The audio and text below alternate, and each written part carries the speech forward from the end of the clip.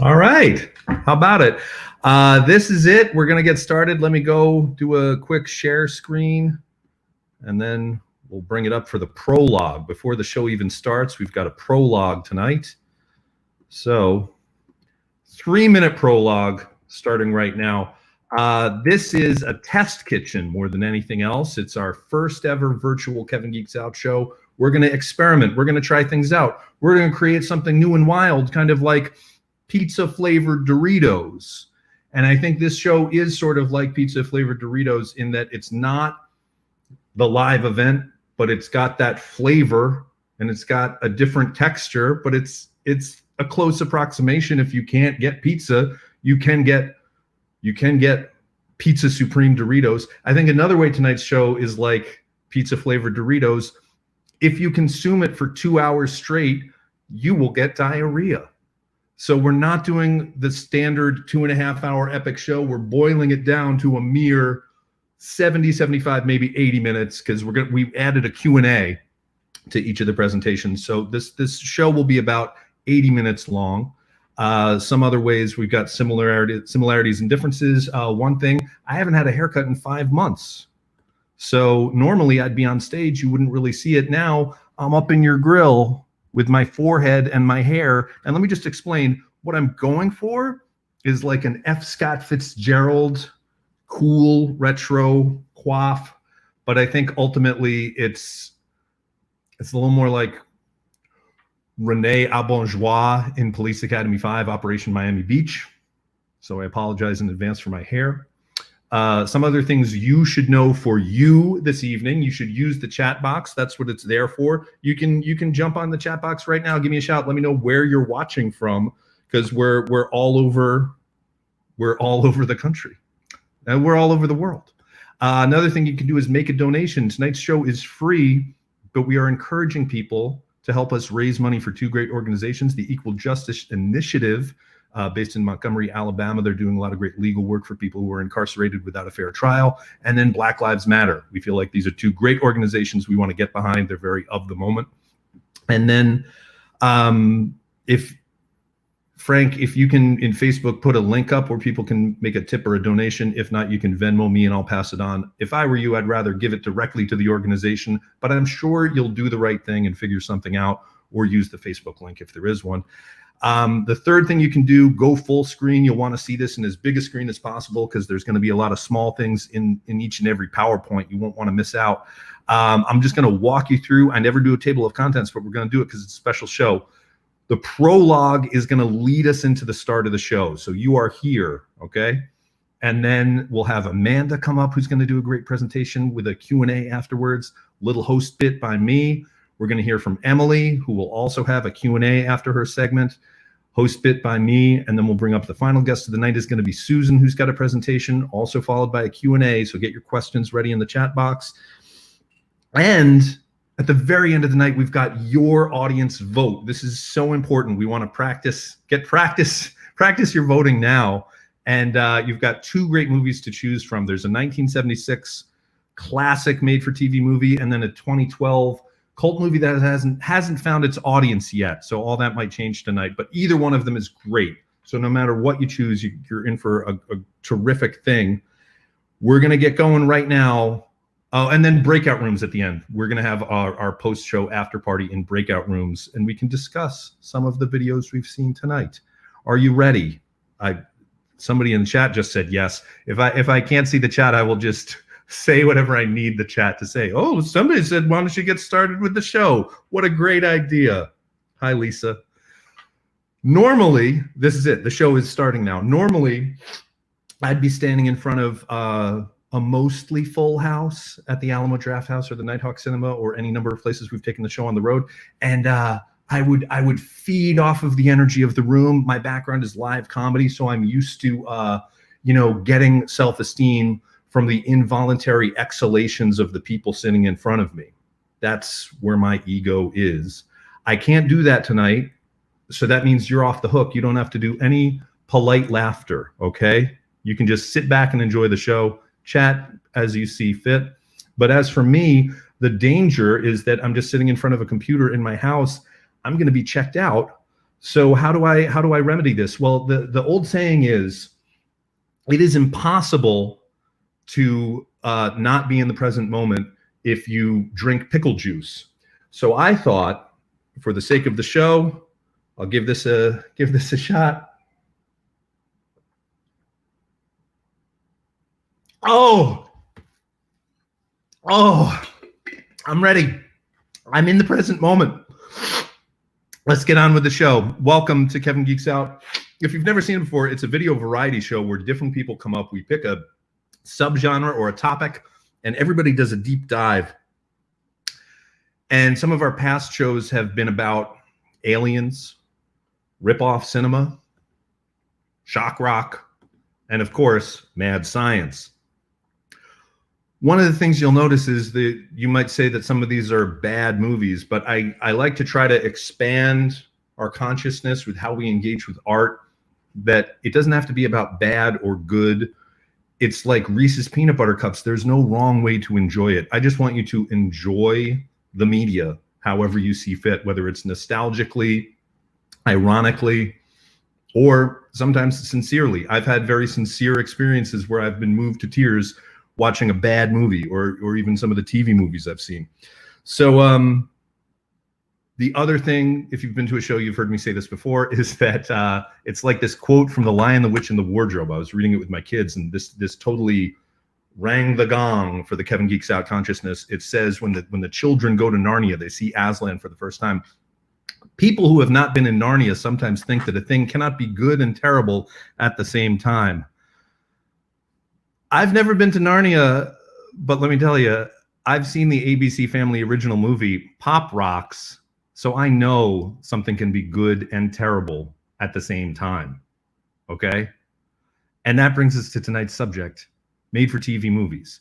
Now, made-for-TV movies are really facing an uphill battle because there's a lot of snobbery when it comes to television. There's an old quote, there's our theme for tonight. There's an old quote that I'm going to share with you that I don't subscribe to, which is, theater is life, film is art, television is furniture. So that's what TV movies are up against. It's a movie that's not even considered a real movie. They've got commercial breaks, they've got low budgets, they've got actors on the way down in their career. There's so many criticisms of TV movies, but what we're going to do tonight is find some great ones, some weird ones, some that maybe you've never heard of, but we're going to celebrate the form. Or is it the genre? Anyway, don't let me slow you down. Our story begins a few months ago at the Gardner Public Library. I love going to the library because they always have weird stuff. And at this particular library in October, there was a display of plastic spoons, vintage plastic spoons that all came from one person's collection. And I took some photos of it, and it turns out the library was right. People do like to see this stuff. That got more likes than anything else I posted that week. So the spoons, you're on to something, library. The other thing I love about going to the library, I have to take some water to get the pickle juice out. Other thing I love about the library is checking out the used DVDs for sale, because you can get used DVDs for $2, and you always find some amazing stuff. And there's always like, wow, a whole set of James Bond movies. Why would anyone throw that away? And then you realize somebody's grandpa died. Well, I'm going through the used DVDs, piecing together the backstories of the collections, and I come across the DVD of The Day After. This is in October, and I'd been twice before, and I'd seen The Day After, and it was like, take me home. I was like, no, I don't want The Day After. Finally, I caved. I spent the $2, but if you buy physical media, you're familiar with this. I was like, I'm probably never going to have time to actually watch this DVD I bought. And then something incredible happened. I had time. I had more time than I knew what to do with.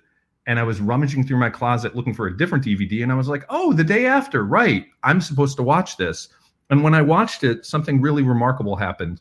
I was transformed back to 1983 when I first saw The Day After. And tell me in the comments, I'm really curious if other people watched The Day After when it aired. Because at my school, they told the parents not to let your kids watch it. So I'm really curious if people watched The Day After and remember it. I did see it, but I'd forgotten most of it. And there were two things that stood out, and we're going to kind of walk through the two different sections of this viewing experience. One was just the story itself of Lawrence, Kansas being destroyed when the nuclear bombs fall. And we meet the people who live there. It's kind of a Robert Altman-esque ensemble without actually developing any of the characters or giving them any good dialogue. So we see how their lives are transformed, understandably, on the day after. But I think the main plot is given to Jason Robards, which makes a lot of sense because if you know his filmography, he has experience surviving World War III and rehabilitating Kansas. He's uniquely qualified for that job, okay?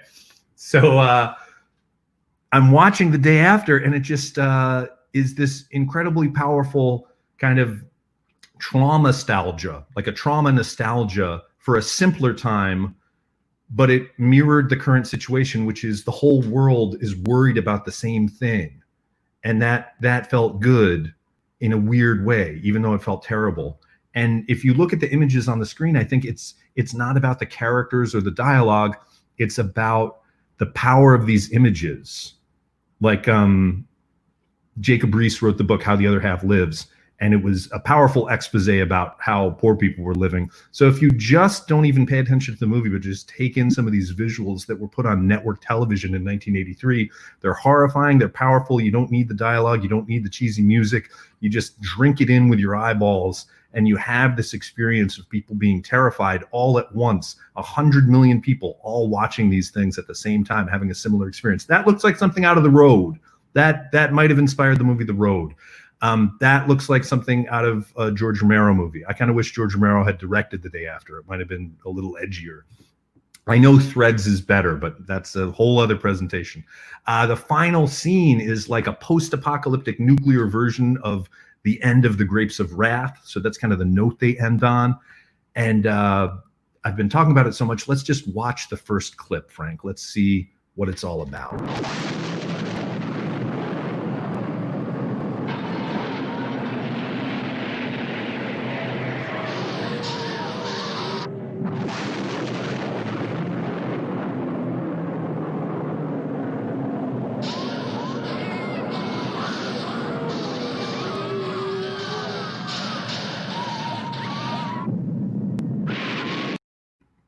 Yeah, how about that? We're gonna look at one of the things I want to bring up is did you see the wedding? I meant to put in a still of the wedding. We're gonna talk tonight about how made-for-TV movies are kind of geared at women, which is great because I'm sure my dad will be pleased that I've taken an interest in another thing not meant for men.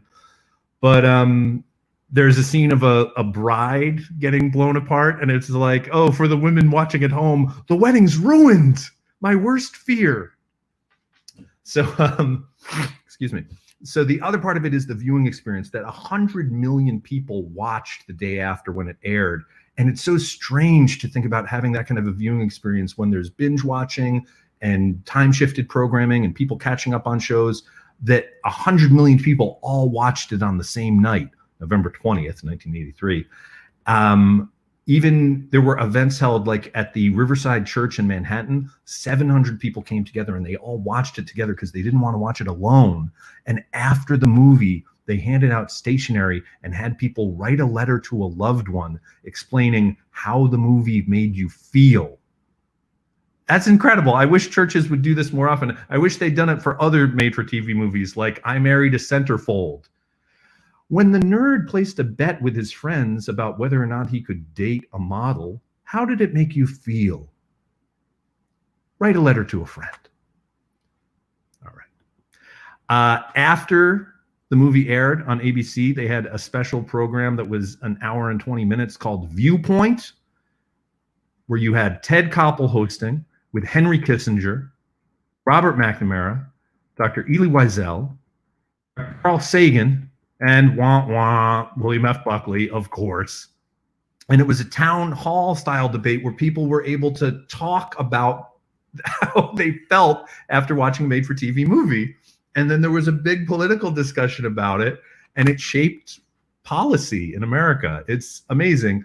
I don't think we'll ever see this in our lifetime. And again, if I could do it all over, I wish they would do that with the trial of the Incredible Hulk. I would love to hear that conversation. We have to ask Did the Hulk receive a fair trial? That was my terrible Henry Kissinger impression, not my terrible Lou Ferrigno impression. So just want to clear that up. We'll never see anything like this again. We're never going to have a TV movie where 100 million people all watch it at the same time. And we're never going to have a position to, have chats about movies like The Trial of the Incredible Hulk. So that's why we're having this show tonight, to build a community, to have our breakout rooms, to have our chat boxes, and we can watch and discuss together. So I'm going to bring up our first guest. Oh, wait. The last thing, I almost forgot. The last thing is they showed another clip. It was a movie like no other movie, and it had a profound impact on New York. That story next. We'll hear from people who, like you, watch the ultimate disaster movie tonight on television. Good evening. Here's what's happening. Most of you who watched the ABC movie The Day After are probably still feeling just a little numb right now. These streets are relatively empty. Why aren't you at home watching The Day After? Well, I had commitments and I had to go out, that's why, but I really would like to see it. Why aren't you watching The Day After? TV reporter wants to know why man isn't watching TV. I thought ABC was bad with promoting Dancing with the Stars as news, but they did like a big segment talking to a lot of different people about the ABC movie that night. Well, we're never going to see anything like that again. You're never going to have TV reporters talking about people reacting to Bright. But we do have tonight, so let's make the most of it. We're going to bring out our first guest. Oh, that was a joke that got cut. We're going to bring out our first guest. A year ago, for Father's Day, I asked for this book, which, if you can't see the title, it's Are You in the House Alone? It's a TV movie compendium edited by Amanda Reyes. Here we are a year later. She is the first guest on tonight's show. She is like the leading, I don't like the word expert, she's the leading expert. So Amanda, let's talk about TV movies. Okay, that's my favorite thing to talk about, so Excellent. Go for it. Thank you for being here. Thank you. You're going to do your presentation. You're joining us from Austin, Texas. Is that right? Yes, that's right. Excellent.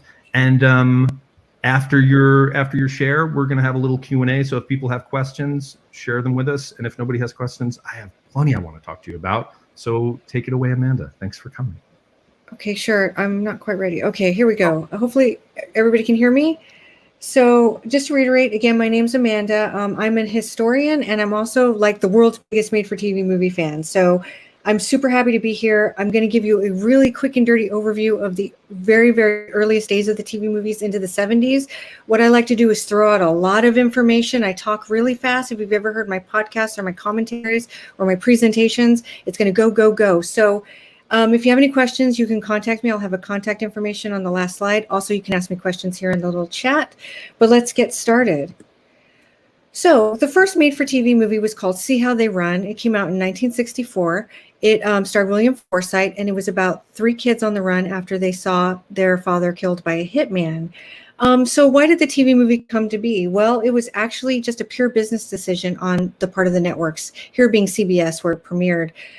So there was no artistic merit originally intended in the original TV films, but the studios that would license their theatricals to the networks were charging an awful lot of money, and the networks needed these full-length programs, these feature-length films, to eat up, 90 minutes to 2 hours on their time blocks. So there was a collective bargaining agreement, and the networks threw up their arms, and they said, you know what, it would be so much better if we just produced our own films. We could do it cheaper. We'll own the rights to them. It'll just be easier. So here we get See How They Run. So while that did come out and it got a lot of popularity, got some note, got newspaper articles, it was an anomaly. Between 1964 and 1999, there were very few made-for-TV movies produced. I'd say maybe 4 dozen tops. And that sounds like a lot of movies, but there's been over 5,000 TV movies produced between 1964 and 1999. So this is nothing. But it was because the networks didn't know what to do. So, of course, they were going to have original feature-length programming, but they also kind of sampled things that built the foundation for what we would see later on throughout the history of the made-for-TV network film. So we would see things like remakes. So here in the middle is Winchester 73, which came out in 1965. It starred John Saxon. It was remade from a 1950 Western, which starred Jimmy Stewart. And then over there on, I guess it would be on your right, I'm not sure, but Fame is the Name of the Game is the first made-for-TV pilot movie. Of course, pilot movies are a staple of the made-for-TV film. So this was the first one. It starred Anthony Franciosa as a reporter. It's excellent. If you ever get a chance to see it, I highly recommend it. That's Jill St. John in the newspaper ad. And so that's kind of what they were doing. They were messing around with different types of things that they could do. Then 1969 came and we saw the birth of the ABC Movie of the Week. This is the most iconic period of TV movie programming that exists. That's because ABC decided to make Movies of the Week a weekly format, and they produced what would end up being the most expensive TV series produced at that time, about $18 million, which is a huge amount in 1969. And I think produced like 200 to 300 TV movies in a 6-year time span, which boggles my mind. Most of them have a 2-month turnaround, like they filmed it in October, aired it in January. And so they had a lot of diverse programming, but they're probably best known for their horror films, which is why I've chosen these 3 images to talk about just real briefly, just to show you how iconic some of the TV movies were that came out of the ABC Movie of the Week. We have Scott Jacoby as Bad Ronald. In the middle, I'm sure everybody recognizes the Zuni fetish doll from Trilogy of Terror. And then over at the end, we have lovely Kim Darby from Don't Be Afraid of the Dark. So I'm talking about the horror stuff because that seems to be what everybody remembers and is interested in. But it's really important, like I said, to note that the TV movie also addressed a lot of topical issues. Simply because they had a 2-month production to air window, they could hit on topics that were happening right in the cultural moment. And they were hitting tons and tons and tons of televisions at the time. So it was really important and relevant to its era. So I just want to point that out. And I also wanted to point out that the TV movie really wanted to reflect the domestic spaces that we were watching the TV movie in. And I'm going to talk a little bit about that here in a second, because unlike its theatrical counterparts, the made-for-TV movie was really interested in looking like middle America. And so they sought out films that really replicated that experience, even in something like Don't Be Afraid of the Dark, right? So what we have here, if you're not familiar with the film, is a young woman who moves into a house. She finds a fireplace that's been bricked over. She opens it, even though she's been told not to, and a bunch of demons come out and they do a lot of stuff to her, and it's horrible. And now, while it's just a straight horror film and a little superficial on first view, it is actually the yellow wallpaper of the TV movie world. And what I mean by that is that it's the tension between what happens when you're a housewife who wants more with her life and isn't allowed to have it. Is she going crazy? Are there really monsters? This movie is doing so many different wonderful things with its subtext. So before I go on, I want to go ahead and show you what the first season of the ABC Movie of the Week looked like. And so, Frank, could you play a clip for me?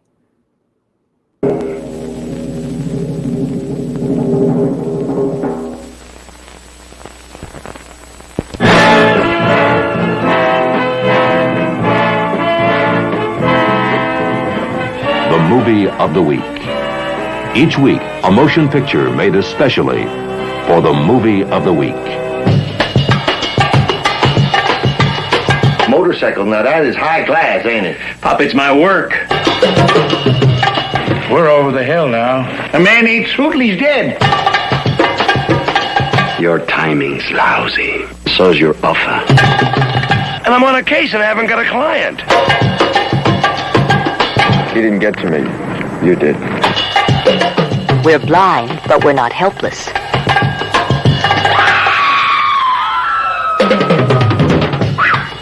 That's a lot of aces. The finest original entertainment this season. The Movie of the Week.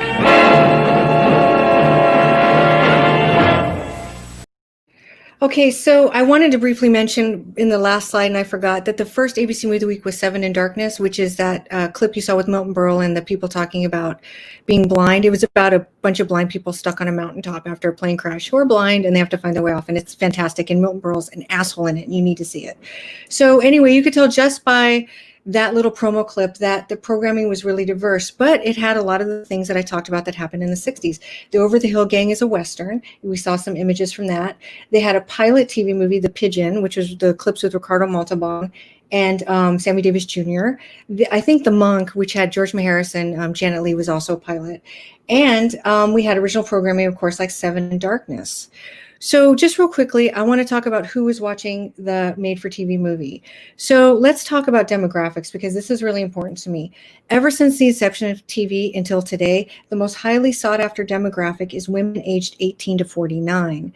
That comes from a really traditional standpoint, and that's because when TV started in the 40s up into the 70s, when the TV movie was really kicking off, women tended to be housewives, and therefore they were the largest consumer in the household. So advertisers wanted their products shown in programs that they knew these women were watching. So you'll see a lot of stuff got catered to them, and we will talk about that more here just in a second. I just want to briefly talk about the shares. Now, I'm not sure how much you can see the screen, but this is the top 10 made-for-TV movies of the 1971-72 season. And I'm just going to talk real briefly about the number one there before we get into some of the other titles. So the first one there is The Night Stalker, which a lot of you may remember. It's Darren McGavin battling vampires, and it's amazing. And Dan Curtis made it. And it was directed by John Llewellyn Moxey, and you need to see it if you haven't.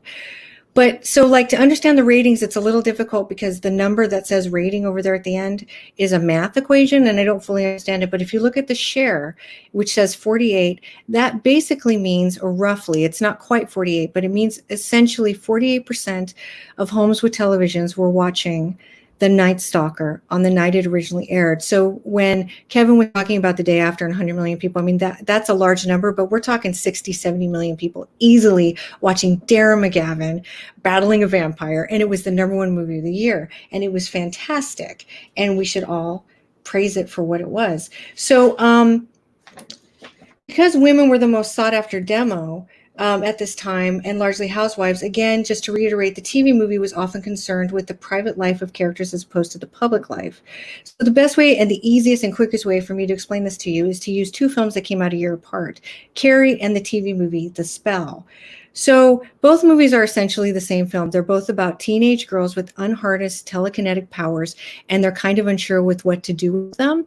Now, they do totally different things in the films, but whereas Carrie was learning to deal with these powers and come to understand them, while we saw scenes at home with her mom, it was really about how these powers affected her life at school or her public life.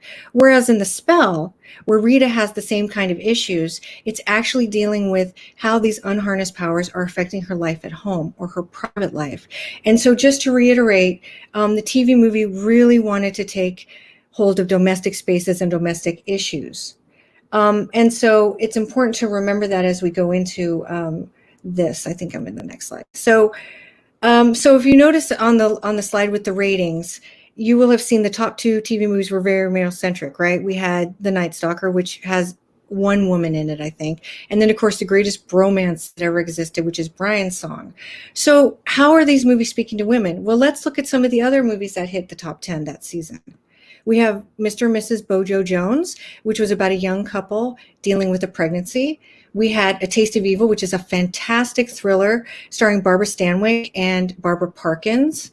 We had Women in Chains, which is a woman in prison movie written by a woman named Rita Lakin. It's a lot of fun, especially if you like campy films. And then we have here an excellent thriller called The Last Child, which is about a couple desperately trying to have a child in a futuristic dystopian sort of set situation where the government has ruled that they can't have a child. And then we have Gidget Gets Married, which is essentially about Gidget getting married. So, okay, so what are we dealing with here? A lot of different things: pregnancy, marriage, female ensembles, which I'll talk a little bit just briefly after the next clip, and just women interacting with each other. So how did we market these films to get women interested?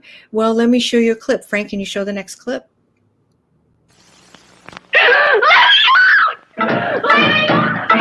My girls are special. These girls follow my rules. She's got to be stopped. Put yourself in prison. You'll need a whole case, documentation, witnesses. You'll have to stay alive long enough to get it. She's killed people before. Ida Lupino, Lois Nettleton, Jessica Walter. Women in Chains.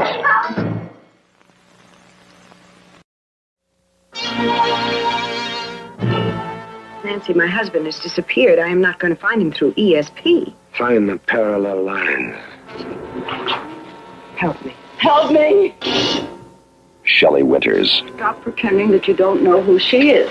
Bradford Dillman, Stuart Whitman. Revenge. It was all going to be so wonderful at college, especially sorority life, unless they didn't like you. I'll get you blackballed. The initiation of Sarah, right after the $6 Million Man. Officer, I'm almost done empty. We're gonna get some gas. One day, with only 2 interruptions, a young woman finds herself the target of a deranged killer in Night Terror. Oh my God.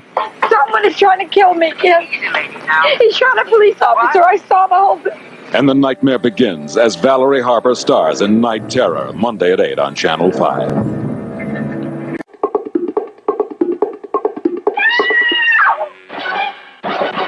I make you nervous, Doctor? Karen Black, a major star, creates a television first. There's a golden chain wrapped around it to keep the spirit from making the doll come to life. Face to face with the unbearable unknown. Trilogy of Terror. So some of the things you may have noticed in those reels and in some of the stuff I was talking about earlier is that it really highlights the well-known and well-loved actresses. We're talking Valerie Harper, Karen Black, who's billed as a major motion picture star, right? Ida Lupino. So it's really highlighting that these great women that we all love are in it. It's got great ensembles. I think the initiation of Sarah and Women in Chains really highlight the fact that you're going to be watching a movie with a lot of women, which is something you did not see a lot in the theater. And it's also dealing with tropes I think women would be interested in. So the first one I think might be the more obvious one, and that's the initiation of Sarah, where we're dealing with sorority life and fitting in and things that young women are concerned about. But then we have something like Revenge, which if you don't know a lot about it, it has a lot to do with this woman looking for a husband. She finds out she has ESP, but it's actually legitimizing female intuition. So these were like really important films, and they were really savvy about how they marketed them to women. And so the point of this whole presentation is that while the TV movie didn't really know what it was doing when it started, it really honed a niche for itself, and it made itself so completely unique from what was happening in the theater and very specific to a group of people who weren't being spoken to, and that would be women, that it's really important to remember that with some sort of context when you're watching these movies. And that's basically what I look like giving this presentation, because it was terrifying. And if you want to contact me, here's all my contact information. I have a podcast called The Made for TV Mayhem Show, and that's it. So thank you so much for listening. I really appreciate it. All right. Woo. Sorry, I was just getting up. I had to pick up my copy of Don't Be Afraid of the Dark, which has a commentary track by none other than, that's right, Amanda Reyes. I would love to get some questions from the crowd, so I'm just going to check in. There's a slight time delay, Amanda, but I'll get started. I'm going to talk about the book. When you edited Are You in the House Alone, what was the biggest surprise as far as a movie you hadn't seen and you're like, oh my gosh, this is incredible. How'd I never see it? Oh my God, I don't know, because I reviewed like 70 movies in there. That's so, oh my God, now I can't think of one I reviewed. I think we were talking about reunion movies before, and it wasn't that I hadn't seen the reunion movies, but to see the impact that something like the Perry Mason Returns pilot movie had, or not pilot, but reboot movie, and Return to Mayberry, those were the top 2 highest rated movies of the season that they aired, 1985, 1986. And it was surprising to me the amount of numbers of people that were still kind of looking back and how the TV movie was able to roll with them. Also, I was really fascinated by, it kind of came to me later, I didn't mention it so much in the book, but I talk about Women in Chains a little bit in the book, in Nightmare in Badham County. But do you know every woman in prison movie that was made in the 70s that wasn't born innocent was written by a woman? Really? Yeah, and that makes it really interesting and amazing to me and wonderful. I don't know that you'd have an answer for this. Why did that stop? Well, you know what? It didn't stop. There was a movie that came out in the 90s called Against Our Will with Judith Light. It's a famous woman in prison movie. But, you know, there wasn't a huge amount of women writers in the 70s. There's definitely far more now. But they honed some of the best. So, like, for instance, the woman who wrote Nightmare in Badham County was Jo Himes, who you may recognize her name because she did the story for Play Misty for Me. And she also wrote Breezy, which would be Clint Eastwood's directorial debut. Yeah. So they had really, really interesting women writing for them. We have a question from Andy Webb. How well are TV movies preserved Are there any you've wanted to see but haven't been able to track down? There's thousands I've wanted to see and haven't been able to track down. There's, like I said, there's 5,000 TV movies. I've seen maybe 600-700, probably tops. They're not preserved very well at all. I think the new distribution companies like Shout Factory and Warner Archive are doing so well, but they only are dealing with a handful of titles. So somebody asked me once how many are available in any kind of legitimate format. I'd say like maybe 5-10% tops if we're lucky, not a huge amount. There is a movie I want to see. The Library of Congress does have it. It aired on the Wide World Mystery, which would be another presentation to go into. That was a late night programming thing that ABC did. That was fantastic. And it's called Sorority Kill. And I want to see it because it's directed by Gloria Monty, who would go on to produce General Hospital when it was the #1 highest rated soap on TV. Like 30 million people watched it every day. And it starred Anthony Gary, who played Luke Spencer in General Hospital, but they made the movie before she cast him as Luke Spencer. So it's actually historically important. Okay. And it also stars the lady who played Isis and the guy who played Spider-Man, Nicholas Hammond and Joanna Cameron, right? And yeah, it's kind of lost, but it turns out there is an existing copy at the Library of Congress. So when this pandemic ends, that's probably the first thing I'm going to do. All right. Amanda, we're going to keep the show going. I just want to remind everybody, your podcast is Made for TV Mayhem at the end of the show, or you can go to kevingeeksout.com where I've got contact information for everybody to hear the podcast, see the websites, and the book. It's really, I do not like to sell things because I don't think that's what I was put on this earth to do. This book is delightful. It's wonderful. It's got everything from Project Alf to Stephen King adaptations, you name it. It's such a great book. Thank you for putting this out there, and thank you for doing the great work you do. Made for TV Mayhem is the podcast, and Amanda is on Twitter at Made for TV Mayhem. Thank you. I hope we hear from you later in the show. That'll be when we vote for what movie to watch. Okay, next section. I'm going to go back to my screen share. And Amanda, you can see two things. I put this together for you. Also, I'm drinking from a Gus's world famous fried chicken cup tonight from Austin, Texas. We're going to keep going with the topic of pandemic movies. There are a lot of people who've been watching different quarantine movies that are really important and meaningful to them. But for me, there's one movie that keeps coming up, and that is Rescue from Gilligan's Island as a pandemic movie. And here's why. It aired in 1978, and Sherwood Schwartz says it was the first reunion movie. And unusually, it was a 2-hour film broken up over 2 Saturdays, October 14th and then October 21st, played for an hour each night. And before I get into it, just so you know, a couple of things I'll get out of the way. It picks up exactly where the TV show left off, which is 7 castaways stranded on a desert island. And then you've got a different actress playing Ginger. Everybody notices that. She's kind of like the fake Jan when they kept doing the Brady Bunch.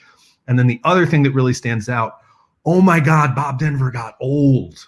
And it's weird because ironically, in the original series, Bob Denver had an episode where he played an old man, and he looks younger as an old man than he does in 1978 with the dyed hair and the bucket hat, and he's trying to look like young Gilligan.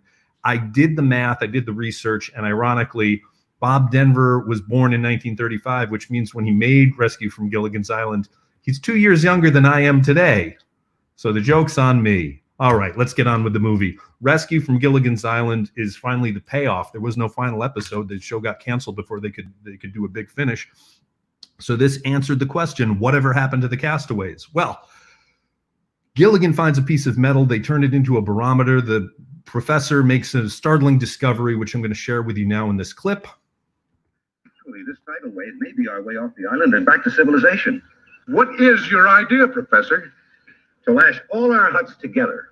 You mean tie them together with the ropes we made of hemp? Exactly. Exactly. The ropes you made of hemp, you can tie all the huts together to make one mega boat so that when the tidal wave comes, it will carry them away. So they're going to do this. They put the houses together. They tie them together. They tie themselves to bamboo poles. There's a scene that I swear is like some fan fiction come to life. You have to see it to believe it. And then the storm comes and the tidal wave whisks the hut boat away, and they end up in the middle of the ocean, and they're all alive. They survived. Gilligan catches some fish. He tries to broil fish, and in doing so, he starts a fire on the hut, and everyone's mad at Gilligan because now they're all threatened by it, except the smoke gets the attention of the Coast Guard, and it leads to the most dramatic moment in all of Gilligan's Island. It all led up to this dramatic crux, so important that every cast member gets to say a portion of the title in this line. Have a look and listen.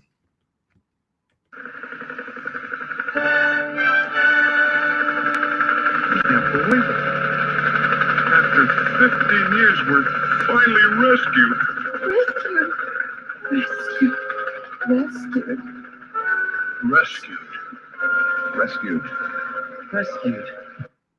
Rescued. Say it with me. Rescued. Yes. Big moment. And from there, they go to Honolulu. They go to Los Angeles, where they get a ticker tape parade. They're given the key to the city. It's a big dramatic moment. This is kind of how they ended that first hour of Rescue from Gilligan's Island. A reporter talks to everybody, and they find out that they say, what are you going to do? And Marianne's going to go back to Kansas. Ginger's going to make movies in Hollywood. The Howells are going to pick up their business. The professor's going to go back to college. And it's a big, closure. It's a sense of closure. Here's the thing you have to remember. This was only part one of the movie. When it aired, 54% of all televisions that were watching this broadcast. Not as many tuned in to see what happened the next week in part two, because the ratings were meh. And that's a direct quote from Sherwood Schwartz. So here's what happened in the second half, and I think it's really important to understand. This is like the bigger story that people are missing out on. Ginger returns to Hollywood, and she's miserable. She gets gaslit by this Hollywood producer. Take a look. Who told you I wanted you to do a nude scene and those dirty words in the script? You did. I was joking. These actresses, they can never take a joke. Gross. And then the professor goes back to a college, and he's miserable because they just want him to promote the school and not actually teach. The Howells have a dinner party, and when they step out of the room to talk to Gilligan and the skipper, the intercom in the room is left on, and they eavesdrop and overhear their guests and find out their guests are prejudiced. Shocking. Poor Marianne goes back to Kansas, where for 15 years her fiance waited for her, and she doesn't want to marry him anymore. So she's in the spot. She goes to the altar. And even though she feels like she's changed and he's changed and she doesn't want to get married, she's going to go through with it. At the last minute, guess what happens? She is rescued by none other than Bob Denver's stunt double. Thanks, Bob Denver's stunt double. So they all go their separate ways, and they had miserable experiences back home. At Christmas, they get together on the skipper's new boat, the Minnow 2, and they celebrate Christmas together like old friends.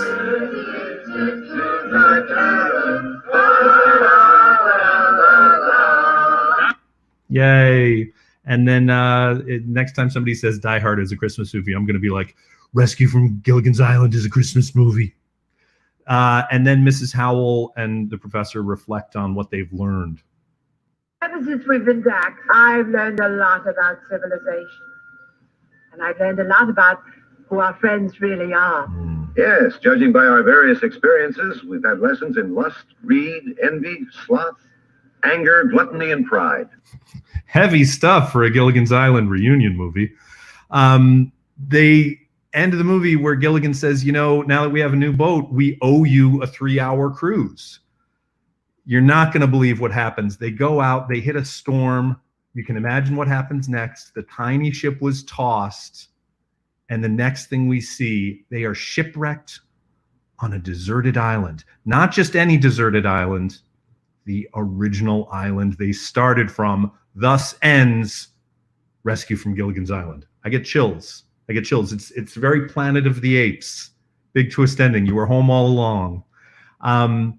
What I find so fascinating about this as a quarantine movie is the characters got what they finally wanted, and it turns out they hated it. And for the past few months, everyone's talking about, I just want to go back to normal. I just want everything to be back to the way it was. And I think when that happens, we are all going to go back and realize, oh, this is terrible.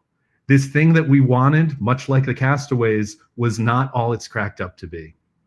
So I think that's my takeaway, and that's why it's an important quarantine movie for me. And I think if there's one thing I'm going to try to do in the coming year is take some of the quiet that I'm experiencing now and bring it into the noise, that I can bring it with me, which is actually what happens in the castaways on Gilligan's Island. They get rescued again, and after they go to the mainland, they say, we're going to go back to the island, and the Howells build a resort so people like Tom Bosley and Marcia Wallace can come and get away from it all and have no phones and no motor cars. And it is luxury. It's a life of luxury on an island where none of that stuff can get to you. So I think we're going to find a balance. We're going to bring one thing to another, the good and terrible coming together, what Kevin Geeks Out is all about. And after you've done that, then you can metaphorically find a way to have the Harlem Globetrotters come to your island and play basketball with a bunch of robots, okay? That's my wish for you tonight. The other thing I have to say is that in doing my research for this presentation, I found out there was a fourth unproduced Gilligan's Island movie. And if you follow me on Twitter, I'm going to tweet about it tomorrow. And it's really remarkable. And I know the people who watch this type of show, you're really going to enjoy to find out what was happening in the unproduced movie. Okay, Emily and Travia, are you ready? Because we're going to hear from you next. And I'm so excited. Emily is the co-host of the Feminine Critique podcast. And she's done the show a couple of times before and talked about the Cozy Cardigan Christmas movies, as well as the adaptation of Stephen King's The Stand, not a TV movie, but a TV miniseries. I'm so thrilled to have back at the show Emily Iwakali in Travia. Thanks, it's my midnight name, yes. Yeah, the midnight name. So the cat's out of the bag. We can say it. You're going to be talking about the Ewok movies. What else could I possibly talk about? Well, I mean, Hallmark movies or Christmas movies, but no, when you said made for TV, I thought, what is the movie that really meant something to me? And believe it or not, it is not even the first Ewok movie. It's the second Ewok movie. But we can't talk about that one without talking about the first one. So get ready. Take it away, Emily, and then we'll do a Q&A after. All right. So I'm really glad that Amanda gave her presentation because it actually connects to that. We talked earlier about the ABC Sunday Night Movie, which was an event. And it was such an event that it brought us the Ewok movies. So in 1984, after Return of the Jedi, Star Wars obviously hadn't made any movies for a couple of years. And they figured, well, we can make something for TV. So hence, in 1984, George Lucas produced Caravan of Courage for ABC. It was a big enough hit that 1 year later, we got the sequel and the much better movie. So, to take you back, we wonder though, because when you look at lists of Star Wars movies, and there's always rankings and which one's the best, and do you rank them chronologically or by order? And yet you never see the Ewok movies there, which I take a lot of offense to, because you can make a lot of lists out of the Ewok movies. You can make a list of dog costumes inspired by Wicket in the Ewok movies and be happy. But to take you back, so if you remember Return of the Jedi, obviously the Ewoks are a part of that. And so when they made the Ewok movies, they brought back a key cast member, Warwick Davis, who of course would go on to play the Leprechaun and Willow and many other parts. And they decided to focus the movies a little differently. Instead of the kind of big, broad adventure aimed at kind of teenagers to young 20s, they went for a younger audience and really made them family films. So first we go back to the Forest Moon of Endor.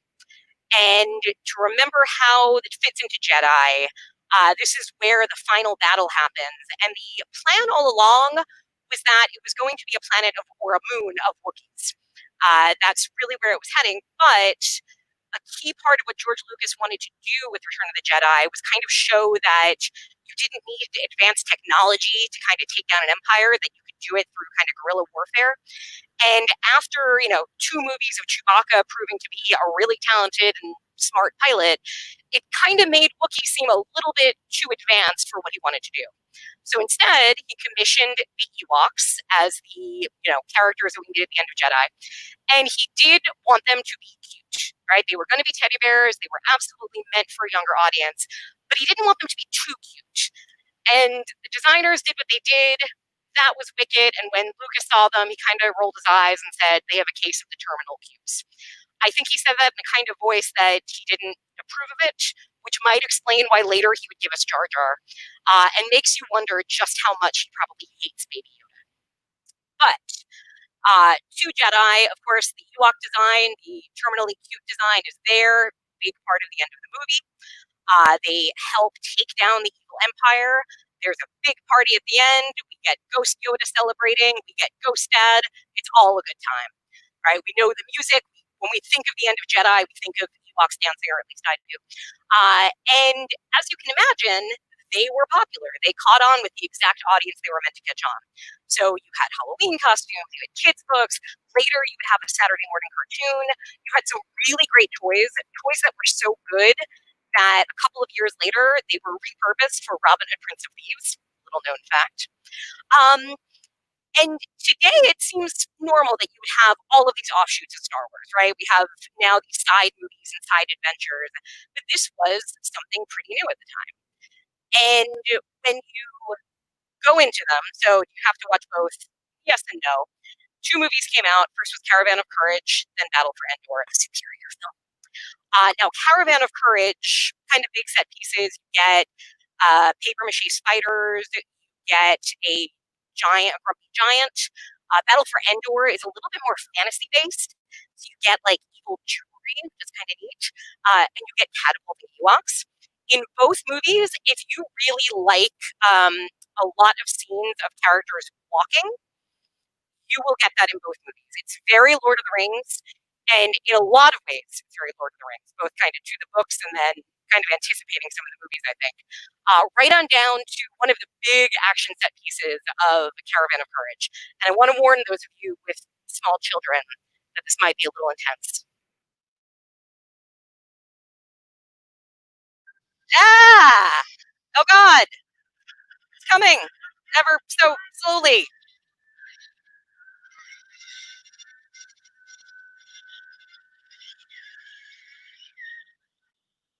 In its own way, it's very scary, okay? But that's Caravan, the lesser movie. Battle for Endor amps up the action, it amps up the effects, it's better storytelling. And if you believe me, let me give you one of my favorite scenes of Battle for Endor.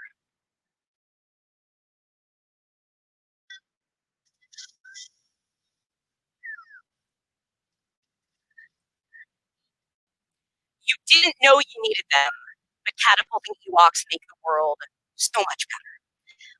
Now, to go a little bit into the background of Caravan of Courage, so George Lucas was very involved in it. He was producing it, he did the story.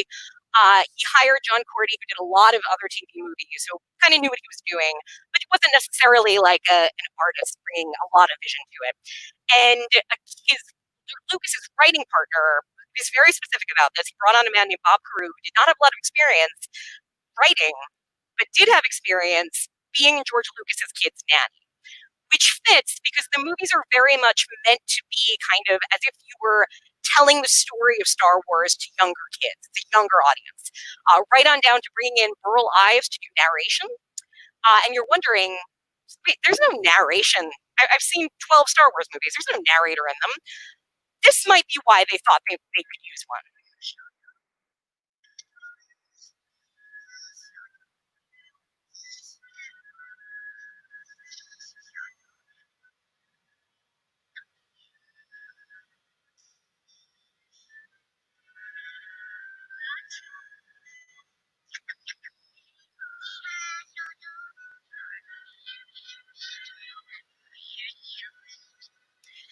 I mean, I could watch this whole movie without subtitles and be satisfied, but I'm not everyone. And we know that because Lucas learned his lesson from the Star Wars holiday special a few years earlier, which if any of you have suffered through, you remember that the first 20 minutes are this.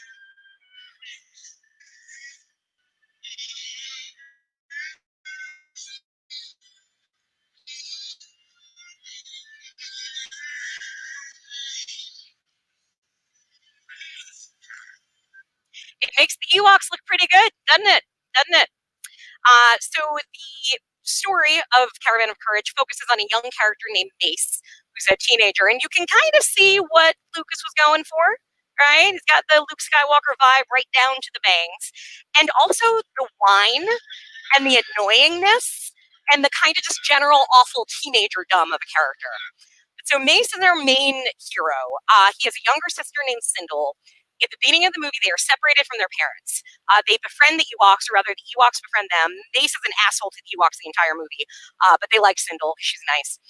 And so the Ewoks help them go to save their parents from the evil Borax giant. There's a lot of walking to get there, as you do. And in the end, they save their family, which includes their mother, played by Finola Flanagan, who would later go on in The Others and a lot of other great movies. That's Caravan. It's kind of boring. Not one recommended, but if you're a completist, please, by all means. Now we dive into the better movie. And just even looking at that poster, you can see what we're going for. It's a little more mysterious. It's a little more action-packed. And somebody's missing, right? We don't have Mace in this one. So also what's different is behind the scenes. Lucas steps back on this one. He has other projects now. So he puts it in the hands of the Wheat brothers, Jim Wheat and Ken Wheat, who were primarily screenwriters, who look very creepy in those photos, and I can't find any other. And the more I stare at it, the more I think that they're invading me somehow. So getting that off, the Wheat brothers had a really specific specialty, which was that they were good at writing low-profile sequels to high-profile movies. A lot of made-for-TV stuff. But more importantly, the best Nightmare on Elm Street sequel. Yes, you can fight me on it. Nightmare on Elm Street 4 has Sheila the Nerd, a final girl who actually grows and develops and has an arc, Soul Pizza, Waterbed Death, Debbie the Cockroach, and of course, Magical Dog Piss. I love Nightmare on Elm Street 4. I will fight anybody that doesn't. But anyway, off topic, I know. The two-headed monster that is the Wheat brothers, when they sat down to tackle Battle for Endor, they did a few things differently. They looked at what they had. So Eric Walker was still there and ready to act in the movie again. So was Aubrey Miller, who played Sindel. And they kind of weighed their options and said, well, you know, we have a bratty teenager, and then we have a cute little girl who has good chemistry with Ewoks. So they decided to get rid of Mace, focus instead on Sindel, which was very of its time, because as you remember, in the early 80s, a lot of genre cinema involved cute little blonde girls put into dangerous situations. But in order to get rid of Mace, you couldn't just forget the character, right? It was only a year ago that we watched, you know, his journey. So the movie does something pretty bold in its first 5 minutes.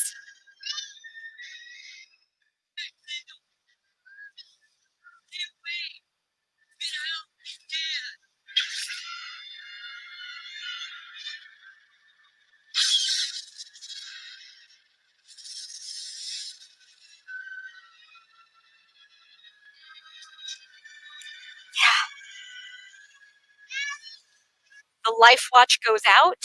Her brother is dead. So the very beginning of this movie, after we watch a movie that's all about these two kids reuniting with their parents, within the first 5 minutes, mom dies, brother dies, and dad, who is now played by the dad from the principal from the Breakfast Club, also dies. It's kind of badass. Sindel is left alone, but she has Wicket, who's her best friend. She's taught him English. He takes care of her. They find a little house that they kind of set up in. They meet this kind of speed rabbit puppet thing called Tika, who takes them in, and they bond with Wilford Brimley playing Noah. And he is this grumpy hermit, deep down with a heart of gold that softens very quickly. And they just hang out for a while. Like, this is just them chilling. Her parents are dead, that's fine. We get separated from his family. But, like, they're just chilling. I kind of love it. Again, maybe I'm the only one that would pay money to watch that in concert, but I would. Something I love about Battle of Endor is how it kind of embraces and anticipates all of the fantasy elements that became such a big part of kids' TV in the 80s. And so just little things, and also that it's appealing as much to young females as it is to males, which Star Wars movies were never really designed to do. So you have one of your villains is a shape-shifting witch who can turn into a raven with jewelry and has an evil black horse unicorn. Right? It's very Return to Oz in its own way. You have your big bad is this sort of king goblin character, as opposed to a goblin king, if you will, who hangs out with his minions who all have faces that are very prosthetic, Masters of the Universe-like. You get one of my favorite tropes of any entertainment aimed at younger people. It's the tried and true Muppet Man. Or if you prefer, you know, 3 kids standing on each other's shoulders wearing a trench coat.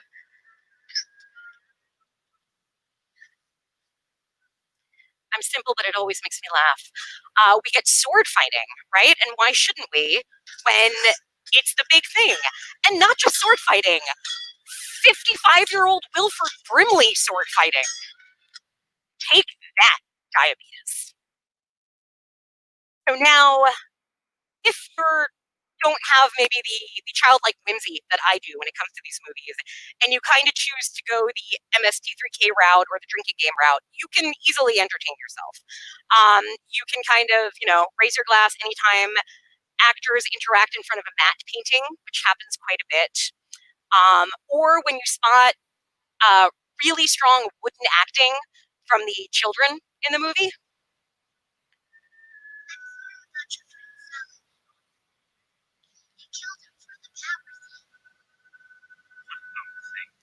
Still better than Jake Lloyd, right? It bothers some people. It never bothered me until it was pointed out. But if you stare at the Ewoks long enough and get really uncomfortable wondering when they're going to blink, again, it's a game to play. But you can do the same thing with Natalie Portman in the prequels, and it also fits. And then my favorite thing to watch for in these movies is the lucky shot.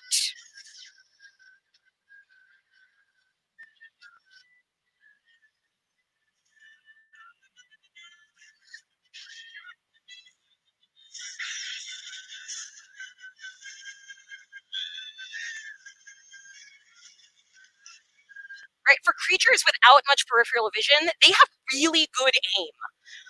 The Ewok movies, as much as people don't consider them canon, have a lot of things that happen here before they happen anywhere else in the Star Wars universe. A character wearing glasses, it's the first time you see it, and it's in this movie. So would Maz be able to see without Wilford Brimley? I don't know. You get a character named Mace, who of course would go on to be much cooler in Samuel L. Jackson. But still, give credit where it's due. There is a fan theory going around that says that cute little Sindel grew up. If you kind of look at the years and do like a timeline of Star Wars, it's very possible that she could have grown up to be Captain Phasma. I'm into it. It's kind of a dark way of looking at things, but why not? You leave Endor, you leave the Ewoks, and you kind of lose your soul. Because the thing is, Ewoks are all about soul. They are these 4-foot-tall furry teddy bears without opposable thumbs. And they shouldn't be battling these 8-foot-tall monsters. But look at Wicket literally throwing himself at the ankles of something much scarier than him. This isn't a movie where your heroes have lightsabers or are really good with lasers, right? In this case, Wicket can save the day because he paid attention in Ewok shop class and is actually able to very quickly assemble a working hang glide, out of bones. Now, I grew up, I watched this movie shortly after it came out. This was my Star Wars. I didn't have Rey growing up, right? My Star Wars avatar was Sindel, this little girl whose only real protection came in the form of an old man and a weird little methy puppet and a 3'6" teenager who all together gave so much heart to this sweet little movie that many people dismiss, but to me really meant something. And that is where I leave you. I hope you give it a chance. Disney Plus still hasn't. You still can't really, it's not streaming. I don't understand why. If you want to start a petition, I will gladly sign it. Thank you, everybody. Thank you, Emily. That was fantastic. We have a lot of questions rolling in, so I'm just going to start firing away, and then we'll keep the show going. First up, are Tika and Noah lovers? What do you think? Oh, I would hope not, because then, spoiler alert to the movie, this is the end. Noah the entire time is trying to get off of Endor, and he gets what he needs to leave the planet at the end of the movie, and he leaves Tika there.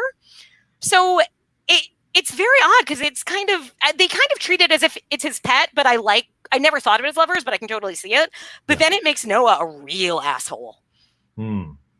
Paul Murphy asks, has Lucas ever commented on these films? Ooh, it's a good question. I'm sure he has in passing. He doesn't disown them the way he does the holiday special, right? He refuses to talk about that. He buried that. This did have it had a VHS release, but it had a DVD release in the early 2000s. It didn't have any special features, but it was put out there. So he's not burying it. He just doesn't seem that proud of it. And it's a shame because, again, it's a different audience that it was meant for. Got it. Christine would like to know, is this your favorite Star Wars movie? Without question. Yeah. This is my Star Wars movie. I thought this was part of growing up. I didn't understand why people only talked about 3 Star Wars movies. I always thought there were 5. Okay. A couple of people want to know where we can find this. And in the comments, they're saying Amazon has used DVDs. Any other insights for? Yes. Somebody has got very good on eBay at probably when they released these 10, 15 years ago. They must have just bought the entire stock at Target because there is somebody on eBay selling them for, I think, $29.99. And it's a dual set. So both movies are on there. So go to eBay and you can get a good new copy. Excellent. One more question. This is Christopher on Facebook wants to know, was there much overlap with the rest of the Star Wars universe, or was it basically only Star Wars because there were Ewoks? There is no specific overlap. I believe the Gorax, which is the giant in the first film, showed up in Clone Wars, maybe. And there was at one point the witch character in Endor was going to show up in Clone Wars, but it was kind of rumored and then it didn't happen. So it's unclear. There's nothing. Some people argue that Wicket knows some English in this movie. And because it's supposed to technically take place before Jedi, so shouldn't he have been able to communicate with Princess Leia? But you could argue that we're watching them speak English. That doesn't mean that's actually what they're speaking. Okay. That's how I look at it. Kind of like The Hunt for Red October, where it's just we accept that this is Russian and just go with it. So that's how I like to think of it. All right. Emily is the co-host of the podcast, The Feminine Critique, which I subscribe to and I listen to and I really enjoy. And I'm so delighted that Christine's with us tonight in the comment section. So hi, Christine. Thanks for joining. We will check in with you later potentially. And again, you can go to kevingeeksOut.com to find out more on reading Emily's blog and hearing her podcast. I want to remind everybody tonight's show is free, but we're doing it as a fundraiser for the Equal Justice Initiative and Black Lives Matter. Frank, if you can help me out and we'll boost any kind of a donation link. Otherwise, we'll get some stuff at the end in the comments about, oh, there it is. Just donate today directly through their website. Don't make me the middleman that I don't need to be in this operation. That way you know exactly where your money's going. All right, I'm going to go back to full screen. Emily, there's the little image I had of you at the start. Now it's time for our trivia round. You know, we're talking about Ewoks being made-for-TV sequels, and that is a grand tradition of made-for-TV movies being based on theatrical films. You've got To Sir with Love 2, The Omen 4 aired on Fox, Annie, A Royal Adventure. We saw a clip earlier this week at a trivia night. I showed a bunch of these spin-off movie or made-for-TV movie sequels. What we're going to do now is play Name That Sequel, where we're going to watch a clip, and then in the chat box, I want you to give me the name of the movie we're not watching. If you can't name the specific movie, you can go ahead and name the franchise it's from. Okay? Frank, let's play the first clip.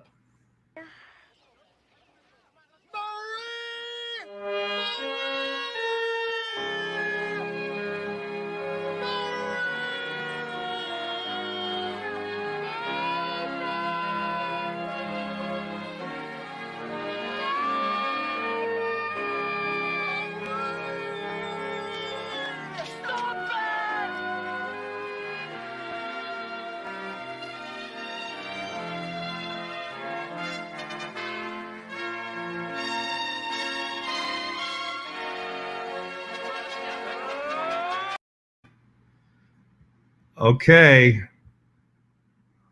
I see Tyler Rutt over on. We've got some good gag answers, but Tyler Rutt guessed it correctly. That is The Jerk 2.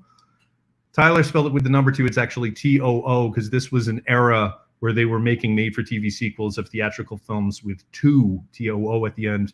And I would be remiss if I didn't take this opportunity to mention that the actor playing the Tom Hanks character in Splash 2 was also the actor who played the Tom Hanks character in the sitcom of Nothing in Common.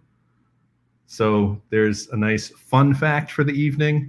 And now a contractual obligation joke. I'm just sorry he didn't make Mazes for Monsters 2. Because it's a made-for-TV movie show, I got to make that joke. All right. We're going to look at the second clip now. Frank, take it away for clip 2.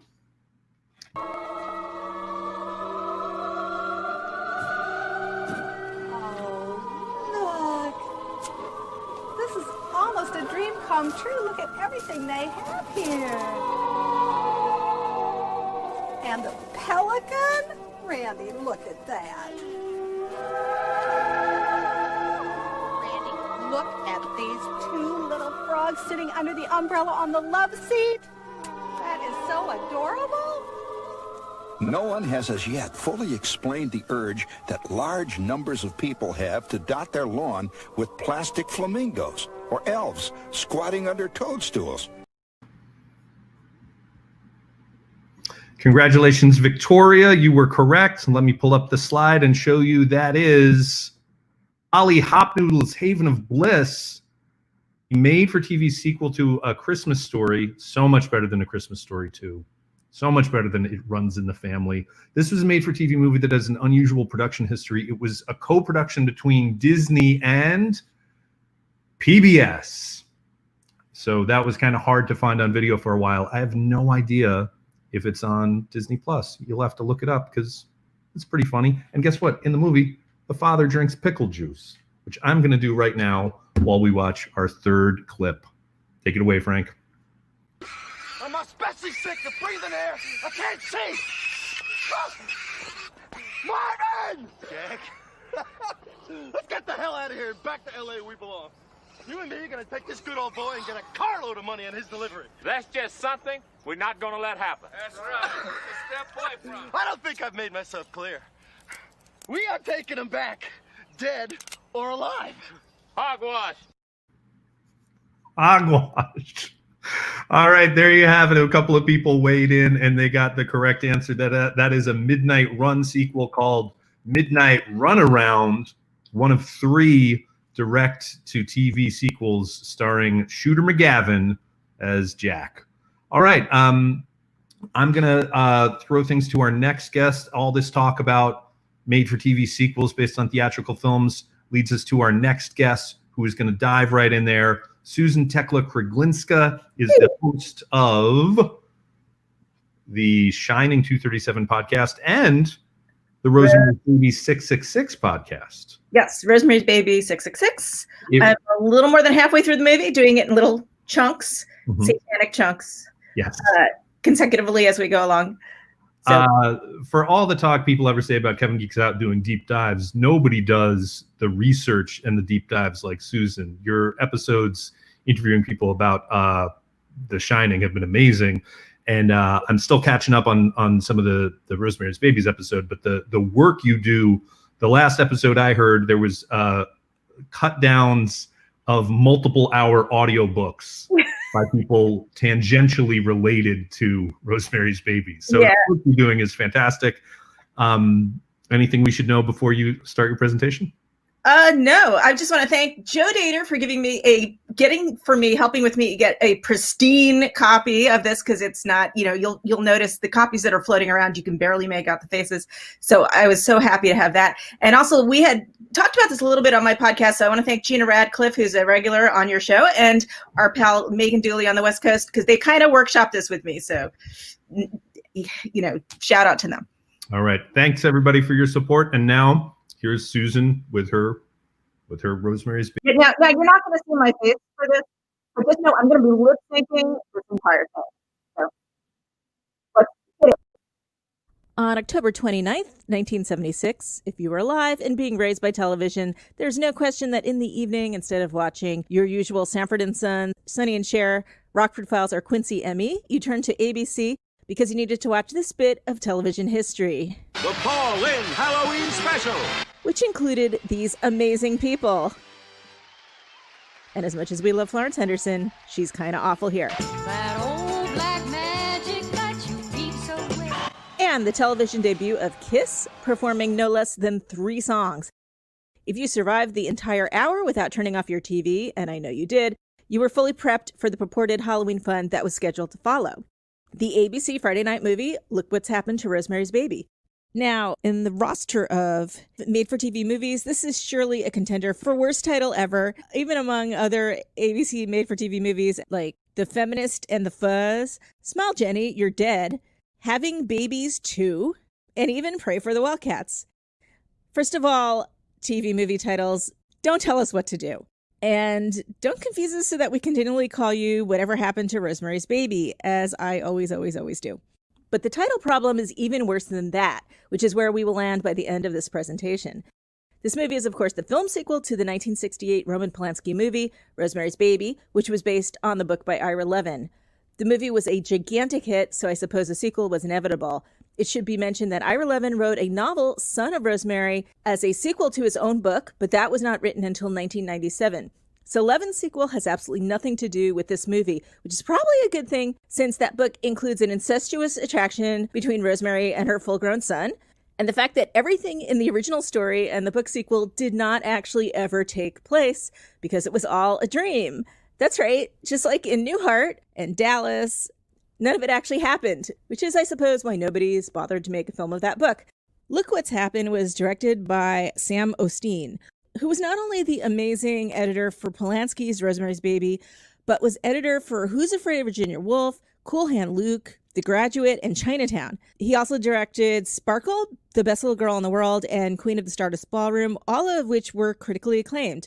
The movie also used cinematographer John A. Alonzo, whose work includes Chinatown and Scarface, which makes this movie a real head-scratcher because, as it turns out, this movie is absolutely terrible. Possibly to blame is writer Anthony Wilson. He had created the television series version of Planet of the Apes, which is kind of cool, as well as Future Cop, one of 5 television series to feature an android police officer, but the only one to star Ernest Borgnine. I know. The first act of Look What's Happened covers the childhood of Rosemary and Satan's kid, known to his mother as Andrew and to the coven as Adrian. Rosemary tries to escape the grip of the coven by running away with him. As we meet the cast, we see it is mostly stellar, although they are not exactly executing their talents at their peak. So we see Ruth Gordon reprising the role of Minnie that won her the Oscar. The new Subaru Brat. Just tell him it's good looking. Replacing Sidney Blackmer in the role of Roman Castevet is Oscar winner Ray Milland, famous for such classics as The Lost Weekend and Dial M for Murder, but who helped pioneer the unfortunate 1970s trend of sophisticated acting legends scraping barrel bottoms for work when, in the year 1972, he gave us this historic double whammy. In this film, he literally dies of frogs. And Does it talk? Sure he does. Don't touch me. all of that paving the way for movies like this. And if you know the actors Ruth Gordon and Ray Milland, I'm sure you can already just imagine the chemistry between them. Will you lay off? Minnie, please. What do you want from my life? Shut up! And we have Oscar winner Patty Duke replacing Mia Farrow to play Rosemary. Now, there were some genuinely scary made-for-TV horror movies in the 70s, but this is not one of them.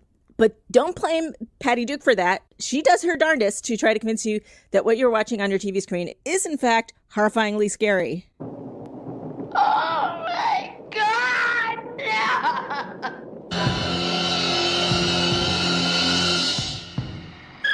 Nobody's driving the bus.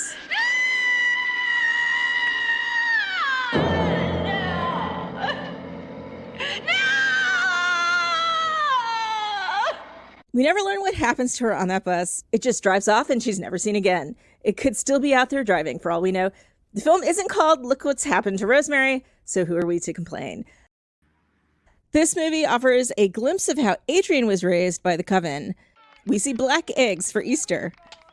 We see his bedroom decorations. These things are hanging from the ceiling. There's sort of an upside-down Chucky doll with something in its armpit, a baby-sized Nazi helmet, and a teddy that incinerates itself.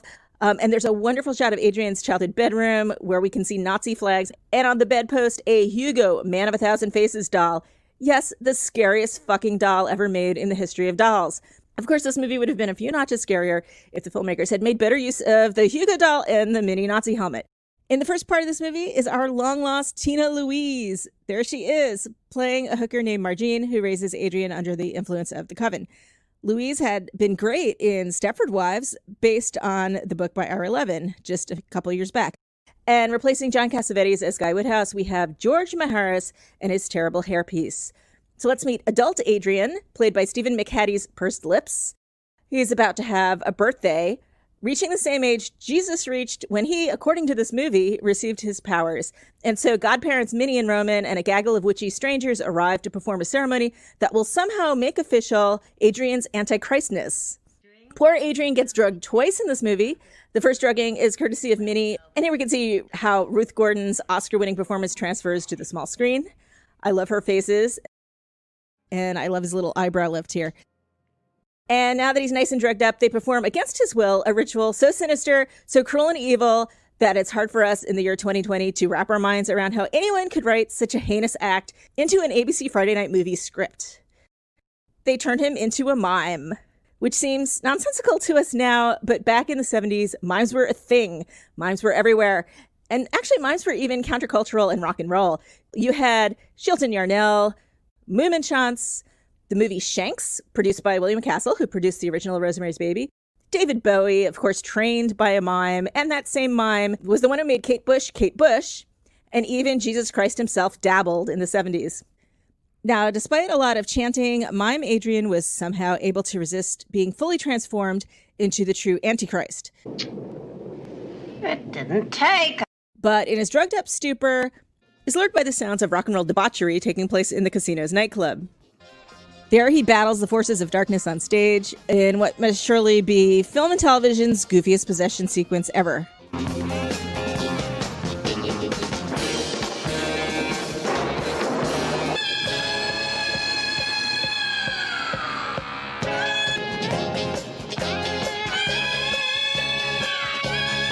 In the third act, we find Andrew locked up in an asylum for the criminally insane. We are introduced to Nurse Ellen, played by Donna Mills.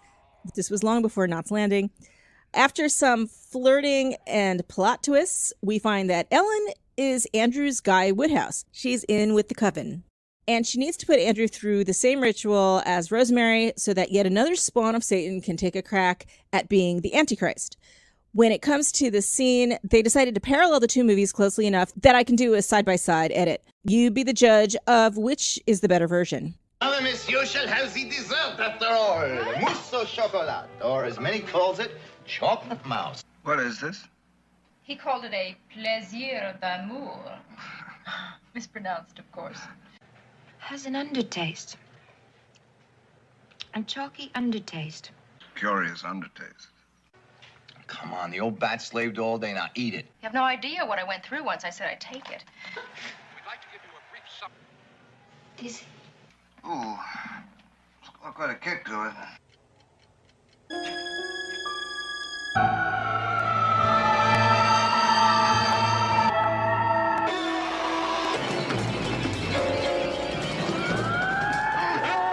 Yes, she turns into a giant blackbird. Yes. I'm leaving out a lot, but in the end, Guy tries to run everyone over with his car. She clearly does not want to be hit by that car. Guy dies, and the cops are pretty sure Andrew is responsible for this entire mess. So we conclude Andrew's story with his dynamic escape from the police as he skips off into the night. Still skipping. And that is literally the last we see of him. That's it. So while we are demanded by the filmmakers to look what happened to Rosemary's Baby, they repay us with, we have no idea. What becomes of a failed Antichrist? This movie never answers that question. That the filmmakers broke the most basic contract with their audience by demanding that we look, but then not presenting us with what's happened to Rosemary's Baby is perhaps beyond even possessed mimes and demonic bird ladies, the greatest sin of all. Thank you. All right, Susan, that was great. I didn't realize we had two bird women in the Ewok movie and in this. And I wonder which one inspired the crow costume on Schitt's Creek. That's my question. You know, bird costuming, I think it's a television level go-to monster is the floofy, crazy demonic big bird. We had a question about whether or not one of the actors played a psychiatrist on Seinfeld. Can you tell us about the background of some of our cast? I took out so much information that I couldn't put in. Stephen McHattie, he's done over 200 roles in movies and television. He's really a talented actor, despite this movie. God bless him. But yeah, he played the person who was Adrian. He played the Elaine psychiatrist on Seinfeld and a million other parts. And he's actually been in some. Pontypool has been recommended as a great movie. I've watched part of that. It's fantastic. So he's been around, and he continues to do really well. I found a little Q&A with him where he didn't say too much about the movie, except for that he knew from the beginning this was a paycheck, so he knew it wasn't very good. You said you did an episode about this already of The Shining 666. Rosemary's Baby 666. I'm sorry, Rosemary's Baby 666. What I was going to say was about The Shining. How are you finding the compare and the contrast of studying a Kubrick movie and a Polanski movie? What are the surprise similarities that are coming out in your research? Well, the care and the many takes and the seriousness of the artist, understanding the camera, how the camera, they were really serious about the technicalities. They weren't messing around in this era. I think Polanski has, gone quite downhill. Since then, so is Woody Allen, so many great, people who were great directors. They kind of, get lazy when they get older, but I haven't seen his latest. But if you look at Bitter Moon, you might see a little contrast in quality. But Kubrick, of course, never really wavered in quality. But back then, when he was doing, now it's also important to note that Rosemary's Baby, the movie, was like word for word from that book. That movie is Ira Levin more than Roman Polanski, although I do, think Roman Polanski did an amazing job with it. Speaking of Ira Levin, are you gonna touch more on the Ira Levin book on the podcast? Yeah. Sorry, I spoiled it for people. It's Ira Levin was an amazing writer. I mean, Rosemary's Baby is a dream to read, as are many of his other books. Stepford Wives, of course, and what's the Hitler one? Boys from Brazil.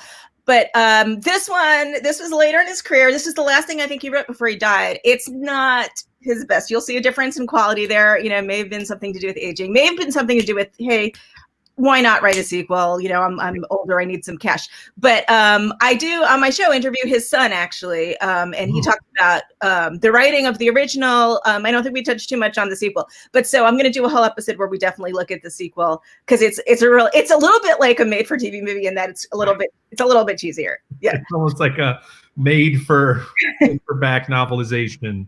It's the literary equivalent.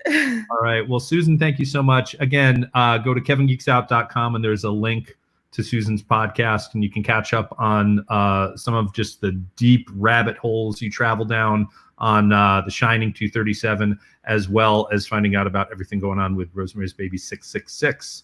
Thanks so much. Susan, thank you. And you're going to stick around and vote in our next segment, right? Heck yeah. I already know what I'm voting. All right. She knows what she's voting for. Now it's time for everybody watching. There's a little bit of a time delay, so we're going to have to account for that. It's the kindest cut. This is where we take a 10-minute version of a feature film, in this case, 2 TV movies, and we're going to close the show out and then go to a Facebook chat room where we can discuss what we saw tonight. So here are your choices. I want to mention one other thing. If you've never seen either of these movies before, you're seeing them for the first time, you might need to pay close attention because everything's happening really fast. And the other thing is, I'm going to give you the choices and then I'll tell you the other thing. Okay, the kindest cut. The choices are from 1976, Pray for the Wildcats.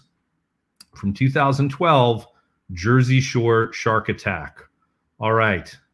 I'm in full screen right now, so I'm going to have to exit out of this and go into the comments section to see what people are saying on Facebook. Frank, I would love you to make the final call if it's not really obvious, because I don't want that kind of weight on my shoulders. I don't want that responsibility. If you want to see Jersey Shore Shark Attack, write Jersey Shore or Shark Attack.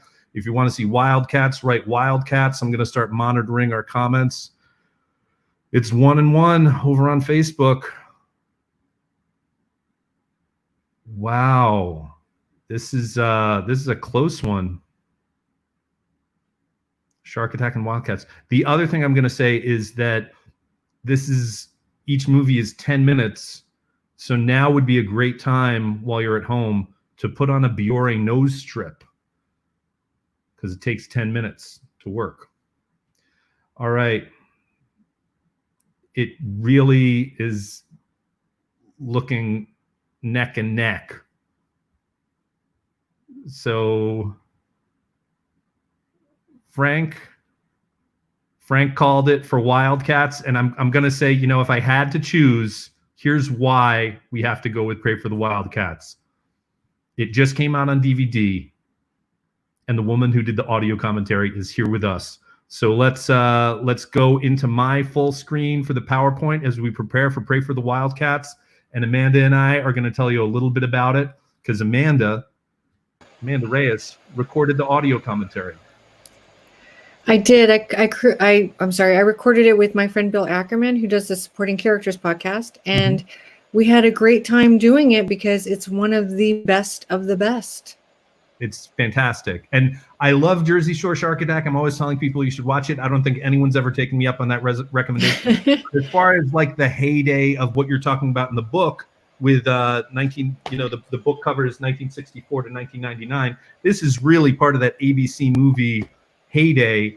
And the graphic we have on kind of does a breakdown. It's the best elements of A Face in the Crowd meets You're a Good Sport, Charlie Brown meets Captain Kirk, with a little bit of Death of a Salesman thrown in. Yeah, it's its own thing. And it's great to have like Andy Griffith play these really dark characters. One of the things I think I told you about that you hadn't seen was in the 90s, he loved playing bad guys. So when he got out of Mayberry, he did a lot of TV movies that showed his dark side very well. He did Savages, was probably one of his most famous. But in the 90s, he did a movie called Gramps, also known as Distant Relative, with John Ritter. Mm-hmm. And he is this grandpa that comes back into the life. I guess he's the father of John Ritter, but the grandfather who wants to really like take over this little kid's life, John Ritter's son, and to the point where he's willing to blow away the other grandfather if he has to. And he also like sets up like a hooker to make it look like John Ritter's having an affair. And then after he sets it all up, he has sex with the hooker. Like Andy Griffith lingers around and he's like, you know what? I paid for the hour. Let's do it. And it's like, and he chose these kind of movies with so much glee, and he just loved being like the bad guy. And I think it was great for audiences too, because TV movies are a really great venue for actors who've been pigeonholed, like Robert Reed, who's also in this, to escape that pigeonholing. And I think he did it really well. All right. Just the other things I want to mention in this is people have pointed out that the costume design looks remarkably similar to Starfleet uniforms. But I'm just going to go out and say there's plenty of movies in the 70s where that happened. Look at Freebie and the Bean. People I know who are watching tonight will be thrilled to find out that the music in Pray for the Wildcats, the spooky music, is done by Fred Myrow. He co-wrote the theme to Phantasm. He also did the score for Ruben and Ed. And again, I just want to remind everybody, it's a really big deal that this made-for-TV movie got a great Blu-ray release, and it's got a commentary by Amanda, so you're going to get to really hear what she has to think, what she has to say, and her thoughts. Anything else, Amanda, before we dive into the 10-minute kindest cut? Yeah, Robert Reed is the greatest thing that ever happened to this planet, and everybody should be in love with him. And if they're not, then see this movie and see Secret Nightcaller. And Amanda, I just want to let you know, we talked about this cut yesterday, and you asked if I had put a scene in with a big William Shatner pause. I went back last night and I added it. So this cut is just over 10 minutes to include the doctor's office phone call with William Shatner. Be on the lookout, everybody. It's a great pause. I think that's everything. Frank, roll the tape. Oh, there's going to be 3 commercial breaks. Okay, so we're going to dip to black, and there might be a little hiccup. It's just like a TV movie. We take commercial breaks. Enjoy. Pray for the Wildcats.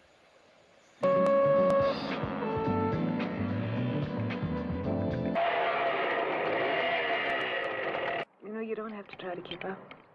With what? With the others, Watch yourself, ma'am. I'm right behind you. Don't forget to save me some goodies, huh? I won't, Mr. Farragut. Here you go. Sunday afternoon with a client. We take a week off, straight down the middle of Baja, huh? I don't have the time. Here it is, then, the total effect of what we hope to achieve. I think it stinks. You really ought to get rid of those suits. Those little narrow lapels went out with the gray flannels. Pritchard likes to think of themselves as a now agency. Tell him. He'll approve the campaign as long as he can go down to Baja and personally choose the scenery we'll use for the ads. You can't expect the poor client to make a trip like that all by himself. Man, I can dig it. I'm pregnant. What? What's all this business about a $200,000 policy? Just thinking about it. Doctor, there's a call from Mr. Summerfield on 2. That'll be in my office. I told them I was here. I'm expecting an important message. Did you make an appointment? But he must have left a message. Linda, he wouldn't have gone to Europe without leaving a message. Listen, I told you when Warren got me on that Farragut account, it wasn't going to be easy. Farragut isn't an account, it's a way of life. We finally get a chance to be alone together, but you'd still rather run off to Baja with the boys. But it did happen. Nancy, I've been fired. I've lost my job. Lila doesn't even know about it. We'll talk later, okay? But not on the phone. It doesn't matter. It's not like we were ever really part of each other's lives. This trip to Baja, it'll make things easier for everyone. Hey. Oh, yeah, Warren. There you are. Same size as me. Listen, I can't think about it now. We'll work it out when I get back, okay? We can't solve the problem this way, Nancy. Get it together, lover. We can't solve the problem, period.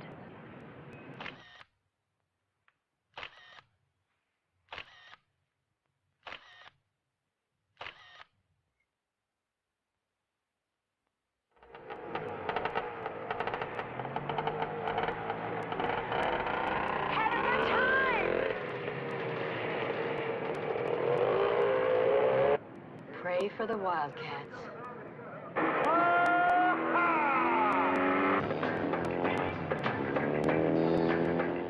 So this is Baja. Yeah, this is Baja. They say it gets better. Here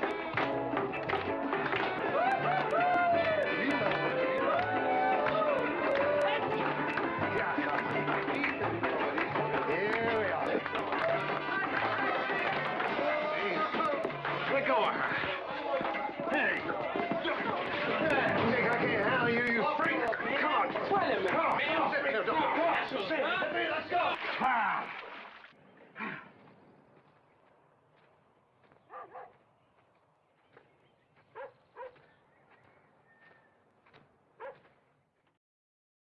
Do you know what Warren did to me the very day before he left? He made me sit down and listen to him read his will. I'd get. It's not like we were ever really part of each other's lives. This trip to Baja, it'll make things easier for everyone. Easier for everyone. Easier for everyone.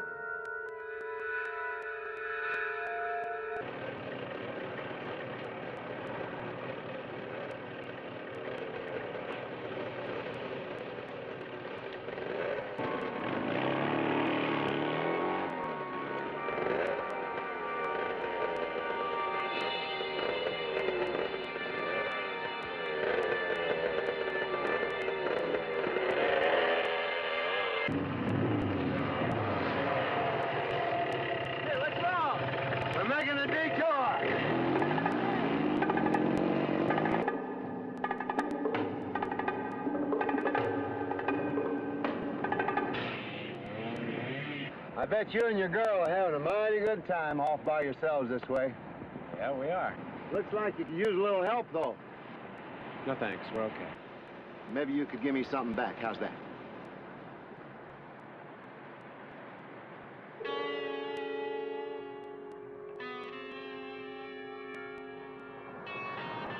Now, I understand you hippies.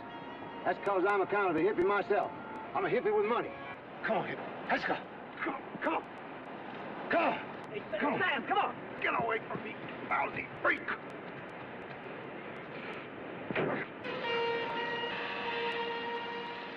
He just bought himself a long walk home.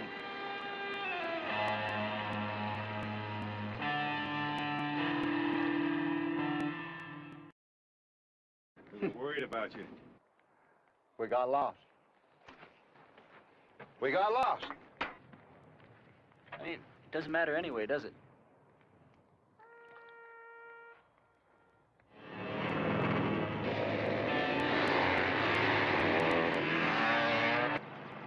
I'll keep these.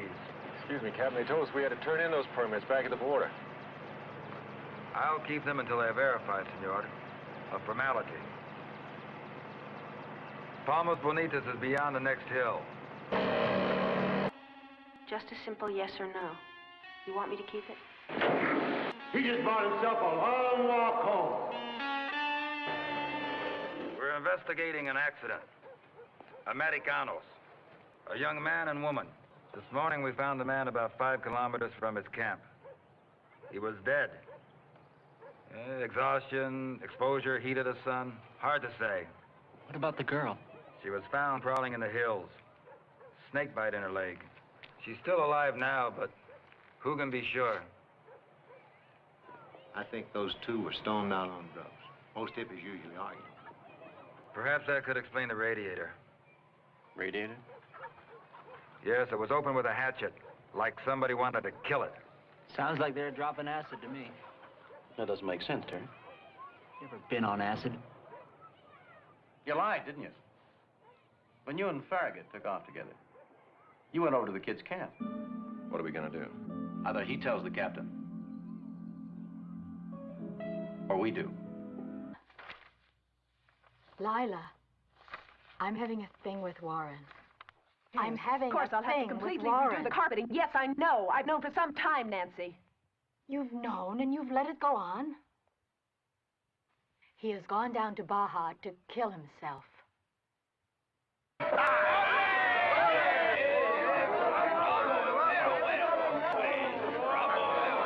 Where do nice-looking, aging boys with good taste go? Tell me. Where? I don't know.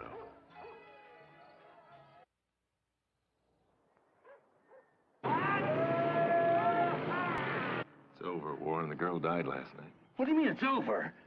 Nobody to testify, man. The captain gave us our permits back. It's over. Farragut and Terry are off to La Paz. They got a plane meeting. You got nothing to lose! Everybody knows you had your chance and you blew it! It's my chance now! I can have that account if I keep Farragut happy! We're going back to find that captain. Terry's got something to tell him. Tell him what? Terry and I had a little talk last night. He doesn't work for the agency anymore. Now he works directly for Farragut Industries. He's my new advertising manager.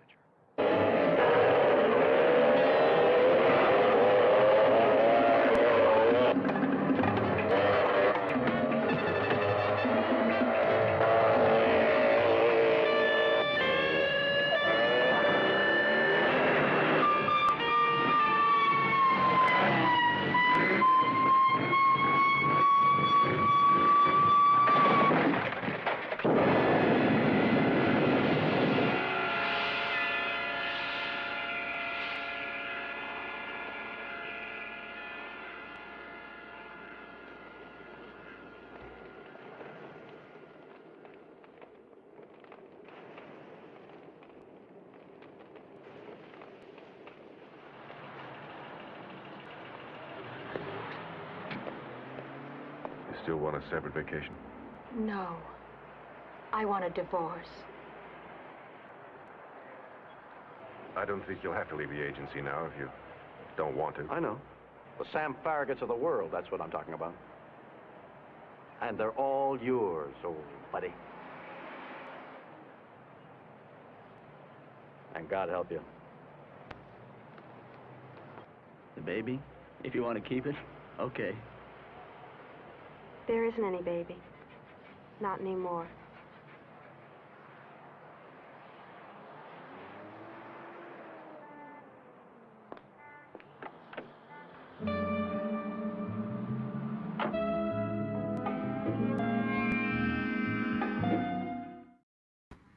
Wow.